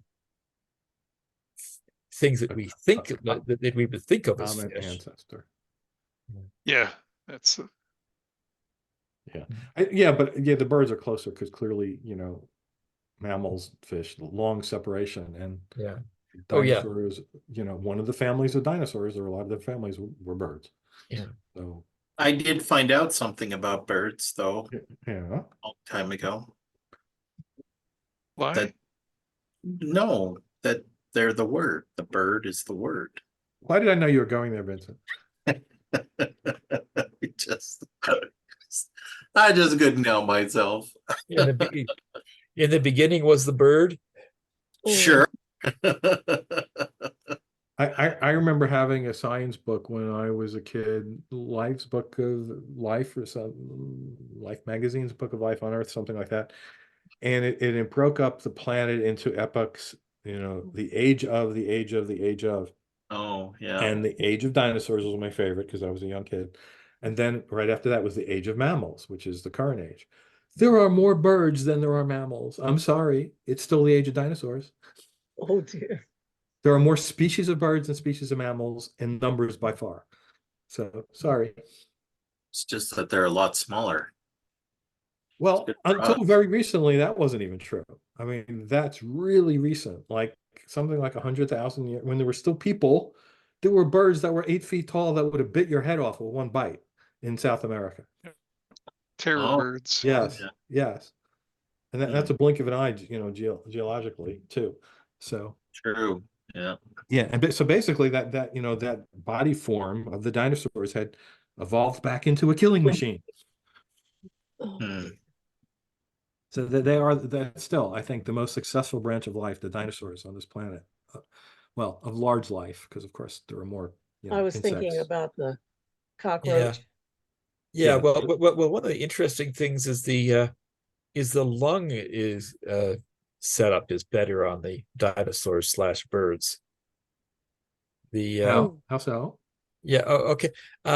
Basically, it's sort of a set up the sort of a counter current with the air goes in one end and out the other of the lung, while the blood is going the opposite way to. I have not heard that. Yeah. But I've heard that on the other hand, the blood cell design in mammals is better. It doesn't have the it doesn't carry as much other stuff that would take up space that's otherwise taken up by the hemoglobin. And so that the bird blood cell doesn't carry as much oxygen per blood cell, if I've got this right. So it's just an example of how evolution is a kludge, and you don't have a good way to put all the good ideas together in one organism. Yeah, and often there's very, very bad design things that we can look at. So yeah, I wouldn't have done it that way. Yeah. Well, snakes have an interesting. The boa constrictors. How can they constrict you without constricting themselves? And they have a funny, very different lung system. And it may be what you're describing, Jim. I don't remember exactly what but there is something very different about their system. So they can do the constricting without constricting themselves. Yeah. Wow. As much. Yeah. So different topic. The other thing I put on my whiteboard, which was even more contentious, and even skeptics do not like this when I bring this up. The statement was, there is no such thing as color. It is not an attribute of the universe. No such thing as color, did you say? Yes. Yes. Color. Yeah. Yeah, it's just different wavelengths that our brains interpret for color, right? Yeah, that's the neurological explanation, and yet most people just will not accept that. It's like, what are you talking about? Yeah. I can quote neurologists saying exactly, light is a thing, energy is a thing, color is not a thing. Yeah, and color is just one small piece of the electromagnetic spectrum, or is reflected in just one small piece. Very tiny. By Amy. Yep. It's our brains modeling something that we can use because our sense perception has evolved to see that piece of it, and it has to map it onto something to make it different from each other. And it created this thing in the brain that we call color. But there's nothing about those wavelengths that make them blue, red, green, yellow, nothing. Right. So, you know, and other animals see different things there. We don't know what. Some animals can see in the ultraviolet, see in the infrared, but what they're actually seeing is, we don't know. Yeah. What is their brain making a model of that? And then it goes beyond that. So bats, or, you know, picture, how does the bat's brain, when it's flying through an environment in pitch black, because bats can actually see, but say it's dark, and they're getting all this information in their brain from the reflections of the acoustic waves that they sent out. It's making a model of the world. What is it doing? Maybe it's making very rough as blue and not so rough as green and whatever. But don't know, you know. Well, people who've had a cataract removed apparently see into the ultraviolet. That basically there's sort of a trade-off, that the longer the range of wavelengths you can see, the harder it is to focus them all. So at least human eyes, and probably other mammalian eyes, tend to block out the ultraviolet to make the focusing a bit better. And the big question is why, right? Why do our eyes see that little piece of the giant electromagnetic spectrum and nothing else? Interesting. Well, that would have to do with the chemistry. Well, also, so what it has to do with that's is, where the sunlight. That's right. It's the predominant light that comes from our star through the atmosphere. Yep. Oh. Right. If we lived on a planet that had a much deeper code and with, like, you know, much higher pressure and different radio waves we get through, and our eyes would see radio waves, and we would name that blue. Well, actually, the sun's output peaks roughly at green, but there's enough of the red and the blue that that we see it is the mix of right. But it's a combination of what the sun's putting out and what the Earth's atmosphere lets through. Yeah. Right. So if we were in, you know, the clouds of Titan were in the way, and we had evolved on Titan, it wouldn't peak at green. It would peak at something else. Yeah. Okay. And therefore our eyes would be different. If we've has anyone read Project Hail Mary, the bestseller from a couple of years ago? Yes. Right. So, you know, there's a species that gets encountered that is living on a planet with such a dense atmosphere, nothing has developed eyes at all. That doesn't use light because there is no light on the planet. They're totally acoustic. And, you know, they're amazed as the human is explaining what he can see, yet the sound, the perception of using sound is so advanced in this species that every little vibration, like from hundreds of feet away in a ship, they can tell what's there, you know, and their brain makes an image of it. Yeah. That reminds me of that horror movie. Do you remember the horror movie? They were the creatures. Anything that made a sound, the creatures would kill. Yes. Was that Bird Box? Was that Bird Box? No, that wasn't Bird Box. Well, that was the one, if you look at it, you die. Yeah. What was the sound one? I did see that one too. I don't remember the name of it. It was so stupid. It was like, oh my God. And then they made another one. Yes, Barcelona. Right? Barcelona. Yeah, that one was even worse. That was like, wow. Yeah. All these creatures, they can't go past water. Yeah. Okay. A number of years ago, I was tutoring, and I had a student who was blind. She'd been born blind. Well, she was born with no eyes. And she was a brilliant girl, just, oh, wow. And but she couldn't see her brilliance. Well, I think. Well, no. Yeah. But I asked her what she imagines when she hears a name of a color, you know, pink, blue, green. And she says she just imagines some kind of tactile surface, you know, soft, fluffy, hard, rough. Like my idea with the bats. Yeah. And it was fast. Oh, she was a brilliant girl. Brilliant. Yeah. I understand that people. I remember another science fiction story where the humans are dealing with an intelligent alien, and just mentioned, okay, this alien was impressed with the humans' ability to feel fine differences on a surface. Yeah. Brent, did you have something? Yeah, well, I wonder, on the topic of how we interpret our environment, I understand that some people who see color can also convert that into acoustics.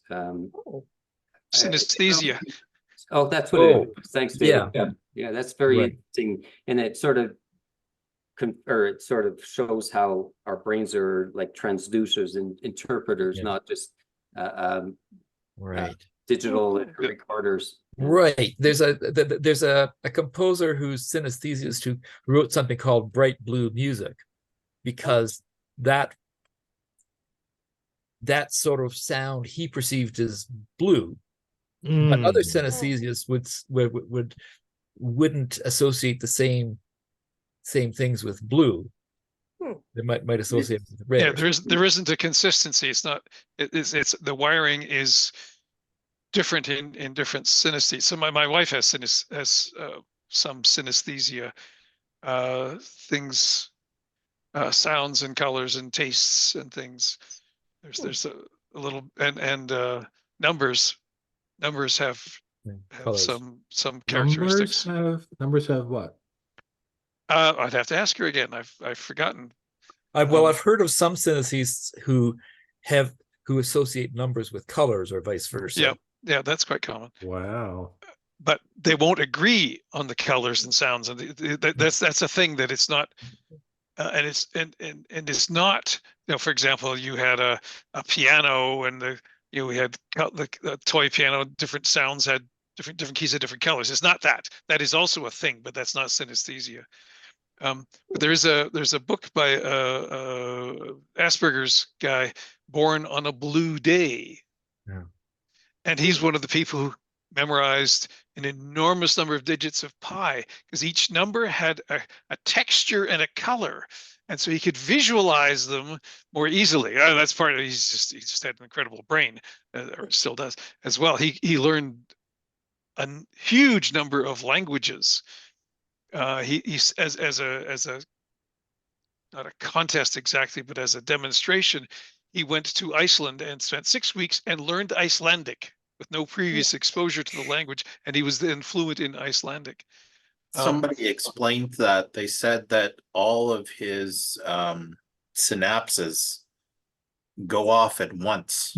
He just has a brain that all of his synapses are just connected, and they just go all off at once. Yeah.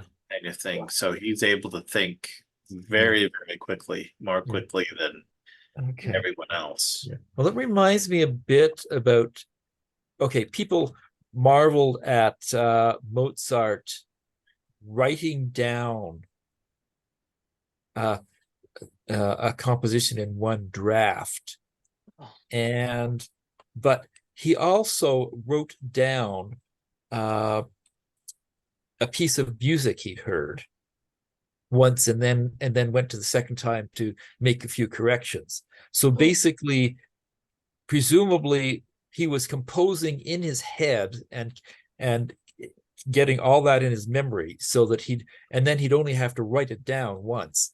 Oh, yeah. They did a movie about him. Yeah, Amadeus. Amadeus. Yeah. Well, folks, if you realize that Rob is not in our time zone. No, he is 2 hours ahead of us. I'm not sure he's on our planet, but anyway, yes. Right. But Rob, we can't thank you enough. This was really fun. Fascinating, and we'll get it up on YouTube as fast as we can. Well, I'm glad you gave me the opportunity to update my talk and give it here. So I'm glad you liked it. Thank you. Yeah, it was really good. And boy, are you in for a treat tomorrow. Okay, we'll see, Vincent. Oh, by the way, I finally got around to getting my tickets for the WeCanReason. Oh, good. And I was trying to find something that gave the schedule, so I'd know what time to get there. and it Oh, there'll be a schedule up before, well, before it comes. yeah, It'll be on the website. So, yeah, right. okay. Well, folks, I think it's time to say goodnight. Thanks so All much. right. And thank you, Rob. Talk to you soon. Adios. Take care, everybody. Bye-bye. Good night, all. Goodbye.